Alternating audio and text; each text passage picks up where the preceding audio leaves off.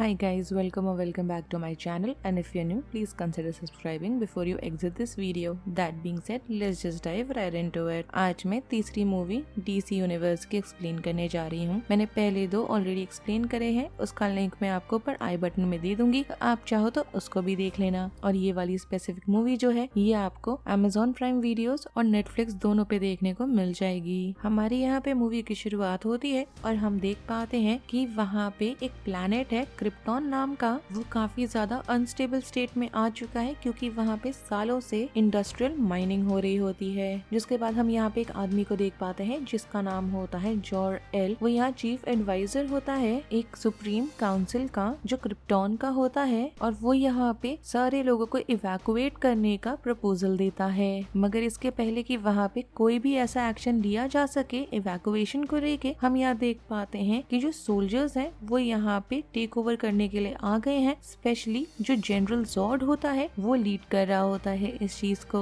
मालूम चलता है कि वो जोरेल का पुराना दोस्त रह चुका है, मगर उसने यहाँ पे लॉन्च कर दिया है एक अपराइजिंग, और जितने भी यहाँ पे काउंसिल मेंबर्स होते हैं उन सबको वो पकड़ लेता है। अब यहाँ पे जोरेल को तो पता होता है कि क्रिप्टॉन जो है वो खत्म होने वाला है, तो एक जेनेटिक कोड होता है जिसको वो चुराता है, और वो वही कोड होता है जो जॉर्ड भी ढूंढ रहा होता है, और उसको वो इन्फ्यूज कर देता है अपने न्यू बॉर्न बेटे के डीएनए के साथ, और उस बच्चे का नाम होता है कैल-एल। और हमें मालूम चलता है कि वो पहला क्रिप्टोनियन बच्चा है जो सेंचुरीज के बाद नेचुरली पैदा हुआ है। जिसके बाद जॉर-एल यहाँ पे अपना पुराना जो आर्मर होता है उसको पहनता है और खुद को सैक्रिफाइस कर देता है, जिससे कि उसका जो बेटा है वो यहाँ पे पहले से प्रोग्राम किया हुआ जो स्पेसक्राफ्ट है उसके थ्रू एस्केप कर सके। जॉर्ड यहाँ पे जाता है और रॉकेट को डिस्ट्रॉय करने का कमांड दे देता है, मगर उसको जल्द ही मालूम चलता है कि जो फोर्सेस हैं जो लॉयल रहे हैं हमेशा से काउंसिल के, वो लोग सप्रेस कर चुके हैं इन सारी चीजों को।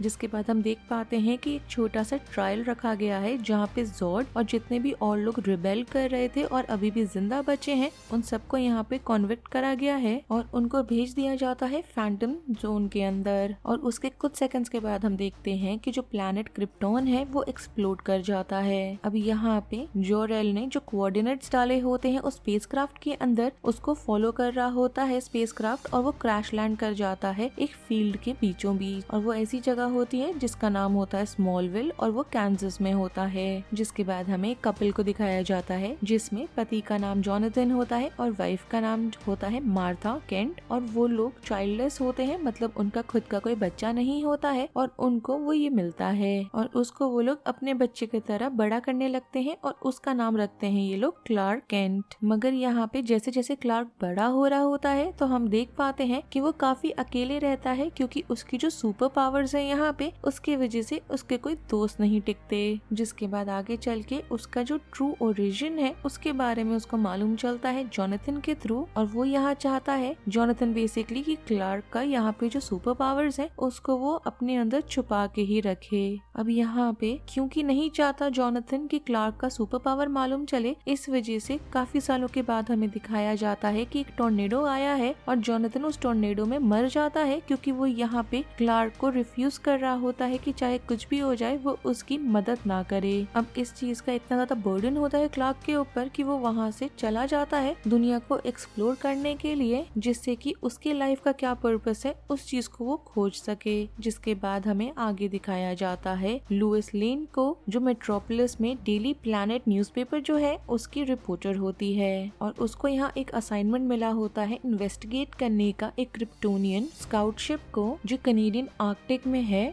और वहाँ पे उसको जाना होता है ढूंढने के लिए और इन्वेस्टिगेट करने के लिए। अब यहाँ पे क्लार्क को भी मालूम चलता है तो वो अपने आप को एक वर्कर की तरह डिस्गाइज करता है और वहाँ शिप के अंदर वो भी चला जाता है, और वहाँ का जो सेंट्रल कंप्यूटर होता है उसको वो एक्टिवेट कर देता है एक चाबी की मदद से जो जोरेल ने उसके लिए छोड़ा हुआ होता है। और ऐसा करने की वजह से वो एक आर्टिफिशियल इंटेलिजेंस जो होता है उससे वो कम्युनिकेट कर पा रहा होता है, जो बेसिकली उसके फादर ने बनाया होता है। और इसके थ्रू हमें मालूम चलता है कि क्लार्क को बेसिकली अर्थ पे इसलिए भेजा गया था जिससे कि वहाँ के लोग को वो गाइड कर सके, और साथ ही साथ उसे एक क्रिप्टोनियन यूनिफॉर्म भी दिया जाता है, और उस यूनिफॉर्म पे उसका जो फैमिली सिंबल होता है वो बना हुआ होता है। लुइस यहाँ पे जा रही होती है और फॉलो कर रही होती है क्लार्क को, और ऐसा करने की वजह से वो ट्रिगर कर देती है शिप का जो सिक्योरिटी सिस्टम है उसे। क्लार्क यहाँ पे अपने पावर का इस्तेमाल करता है लुइस को बचाने के लिए। उसके बाद वो उस यूनिफॉर्म को पहनता है और निकल जाता है अपने एबिलिटी को टेस्ट करने के लिए, जो उड़ने वाली एबिलिटी होती है उसको।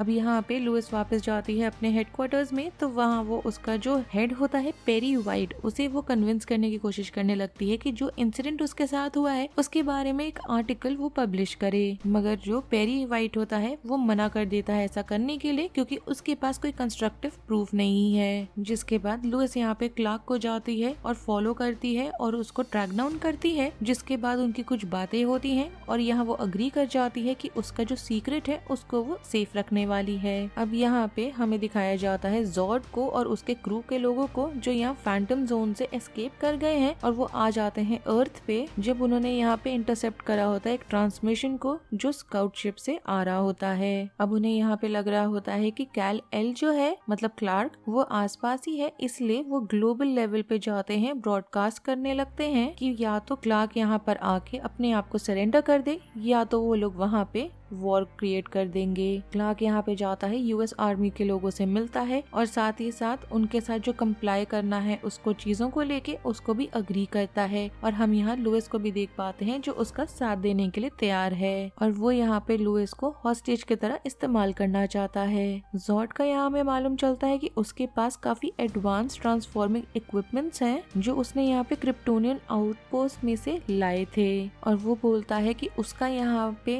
गोल है कि जो अर्थ है उसको वो एक नया क्रिप्टॉन में चेंज कर देगा। जिसके बाद उसका जो साइंस ऑफिसर होता है जैक्स वो क्लार्क का जो जीन्स है उसे एक्सट्रैक्ट करता है, जिससे कि वो क्रिप्टोनियन कॉलोनिस्ट को यहाँ पे प्रोड्यूस कर सके जो अपने आप ही एलिमिनेट करने लग जाएंगे ह्यूमैनिटी को, जिससे कि वहाँ पे एक ऐसी सोसाइटी बनाई जा सके जो जॉर्ड की आइडियल जेनेटिक प्योरिटी की सोसाइटी है उसको। अब यहाँ पे जोरेल मदद करता है क्लार्क और लुइस को वहाँ से एस्केप करने के लिए और साथ ही साथ आर्मी को यहाँ पे वो वार्निंग भी देता है उसी टाइम पे जब जॉर्ड यहाँ ऑर्डर कर देता है इन्वेजन को। अब यहाँ पे कोड नेम दिया होता है क्लार्क को एज सुपरमैन और वो यहाँ डिस्ट्रॉय करने चाहता है जो टेराफॉर्मिंग प्लेटफॉर्म होता है उसको। और साथ ही साथ जितने ह्यूमंस उसके साथ काम कर रहे होते हैं वो यहाँ पे लॉन्च कर देते हैं एक सुसाइड अटैक, जिसकी वजह से जॉर्ड का यहाँ पे जो ट्रूप्स होता है वो सब मारे जाते हैं। अब ये सब होने के बाद जॉर्ड खुद यहाँ पे वाव करता है कि जितने भी ह्यूमैनिटी है उसको वो खुद अकेले ही इरेडिकेट करने वाला है और यहाँ वो सुपरमैन के साथ जाके लड़ाई करने लगता है और दोनों इवेंचुअली देख के लग रहा है कि क्रैश कर गए हैं। जॉर्ड यहाँ पे अभी भी खत्म नहीं हुआ है और उसका जो हीट विजन होता है उसको यहाँ पे वो चालू कर देता है वहाँ पे ग्रुप ऑफ पैसेंजर्स है उनके ऊपर, मगर तब भी सुपरमैन जो है वो उसको मार डालता है। अब यहाँ पे